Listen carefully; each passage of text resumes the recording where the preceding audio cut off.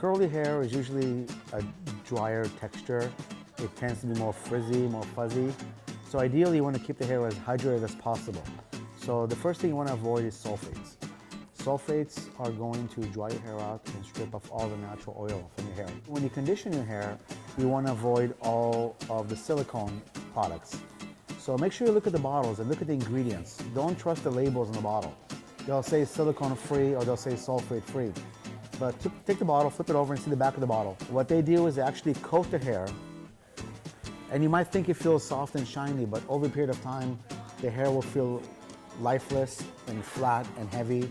And what it does, it actually creates a barrier over your hair and it chokes the hair. If God gave you natural texture, you want to embrace it and you want to let the hair do what it wants to do, which is curl. If the curl doesn't want to be stretched out, it doesn't want to be disturbed, I always go to the phone cord analogy. The phone cord, if you keep messing with it and stretching it, after a while the cord will just lose its shape and you won't have the same shape that you start out with. It's really important not to put chemicals like relaxers, Brazilian treatments. All those treatments are not really treatments, they're chemicals, especially when they use heat with a flat iron over your hair to flatten the hair and smooth out the texture of the hair. And you're actually burning the hair with the chemical and heat. And after a while, the hair doesn't get the curl back.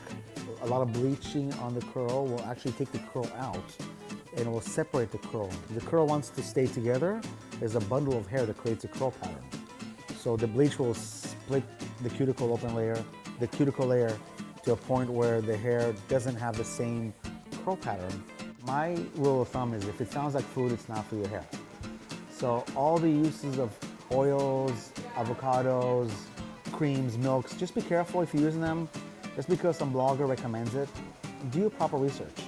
A lot of times when you abuse products like coconut oil, shea butter, they have use for them, but when you overuse them, they'll build up on your hair and they actually will cause breakage and dryness to your hair.